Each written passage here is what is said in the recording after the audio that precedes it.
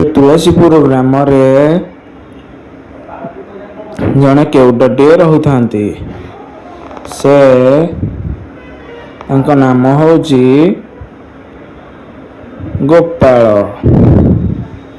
ଗୋପାଳ ଜାତିରେ କେଉଟ, ଆଉ ମଧ୍ୟ ଗରିବଟିଏ।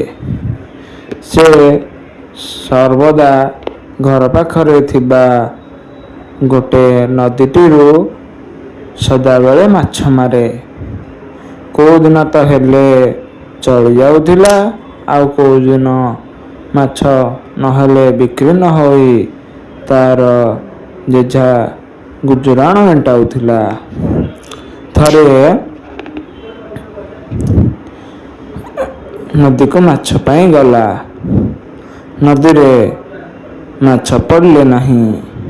ସେଦିନ ନିରାଶ ହୋଇ ଘରକୁ ଫେରିଲା। ତା ପରଦିନ ସକାଳୁ ଉଠି ନଦୀକୁ ମାଛ ଧରିବା ପାଇଁ ଗଲା। ପୂର୍ବଦିନ ଯେମିତି ମାଛ ପଡ଼ିନଥିଲା, ସେହିପରିକି ଏବେ ବି ମାଛ ପଡ଼ିଲା ନାହିଁ। ଏମିତି ମାଛ ପଡ଼ିବା ନ ପଡ଼ିବାର ହୋଇ ସପ୍ତାହେ ବିତିଗଲା। ତାପରେ ତାର ଝିଅକୁ ଜ୍ୱର ହୋଇଗଲା। ଜ୍ୱର ଯେତେବେଳେ ହେଲା, ତାହାର ଗୋଟେ ବୃଦ୍ଧ ମାଟିଏ ଥିଲା, ଆଉ ପୁଅଟିଏ ଝିଅଟିଏ।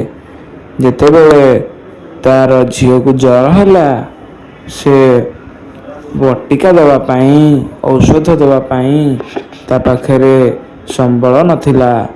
ସେ କାହାଠୁ ଆଣିବ ଭାବି ବହୁତ ମନ ଦୁଃଖ କଲା, ଆଉ ମନେ ମନେ କାନ୍ଦିଲା। ଭାବିଲା, ମୋ ରୋଜଗାର କେତେ ଯେ ମୁଁ ମୋ ପିଲାମାନଙ୍କୁ ଔଷଧ ଦେଇପାରୁନାହିଁ। ନିଜକୁ ଧିକ୍କାର କଲା। ଆଉ ନଦୀ କୂଳକୁ ଯାଇ ମନେ ମନେ ଭାବୁଥାଏ, ଭଗବାନଙ୍କୁ ସୁମରୁଥାଏ। ସେଠୁ ତା ପାଖରେ ବସିଥିବା ଗୋଡ଼ି ଟେକା ନଦୀକୁ ଫୋପାଡ଼ୁଥାଏ। ନଦୀ ପାଣି ଚାଲୁଥାଏ। ଗୋଟେ ଟେକା ଫୋପାଡ଼ୁଥାଏ, ସେ ପାଣିରେ ଭାସି ଭାସି ପଳାଉଥାଏ। ମାନେ ତାର ଭଉଁରୀଟା, ଟେକାଟା ପକାଇଲା ପରେ ତାର ଯେଉଁ ଭଉଁରୀଟା, ସେଟା ଭାସି ଭାସି ପଳାଉଥାଏ। ସେ କହିଲା, ଏମିତି ପକାଉଥିଲା।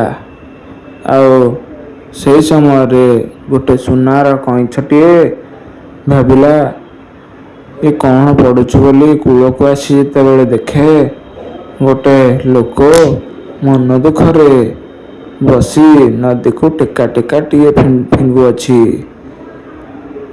ତେଣୁ ତାକୁ ପଚାରିଲା, ଆରେ ଭାଇ, କ'ଣ ଫିଙ୍ଗୁଛ? ନା, ମୁଁ ବହୁତ ମନ ଦୁଃଖରେ ଅଛି। ତମେ ସୁନାର କଇଁଛ, ଏଇ ନଦୀ ଭିତରେ ପୁଣି? କଇଁଛ କହିଲା, ହଁ, ସୁନାର କଇଁଛ ମୁଁ। ଯାହା ଘରକୁ ଯିବି, ତାର ସବୁ ଧନ ସମ୍ପତ୍ତିରେ ପରିପୂର୍ଣ୍ଣ କରିଦେବି। ସେଠୁ ସେ କଇଁଛକୁ ମାଗିଲା, କହିଲା, ମୁଁ ଜାତିରେ କେଉଟ ପିଲା। ମୁଁ ସର୍ବଦା ନଦୀକୁ ଆସେ ମାଛ ମାରିବା ପାଇଁ। ଗୋଟେ ସପ୍ତାହ ହେଲା ମୋ ପାଖରେ କିଛି ଧନ ନାହିଁ, ଆଉ ମାଛ ମଧ୍ୟ ହେଉନଥିଲେ। ସେଥିପାଇଁ ମୋ ପାଖରେ ଧନ ନାହିଁ। ମୋ ଝିଅ ଜ୍ୱରରେ ପଡ଼ିଛି। 1 ସପ୍ତାହ ହେଲା। ତାକୁ ମୁଁ ଭଲ କରିବା ପାଇଁ ମୋ ପାଖରେ ପଇସାଟିଏ ନାହିଁ, ଟଙ୍କାଟିଏ ନାହିଁ। ତେଣୁ ମୁଁ ତାକୁ ଭଲ କରିପାରୁନାହିଁ। ମୁଁ ନିରାଶ ହୋଇ ଆସି ବସିଅଛି। ଏହା କହି ସେ କଇଁଛ ସବୁ କଥା ଶୁଣିସାରି ତାକୁ କହିଲା, ତୁମେ ବ୍ୟସ୍ତ ହୁଅ ନାହିଁ। ମୁଁ ତମର ମନର ସବୁ କଥା ଶୁଣିଯାଇଛି। ଆଉ ତମେ ମୋତେ ଘରକୁ ନେଇଯାଅ।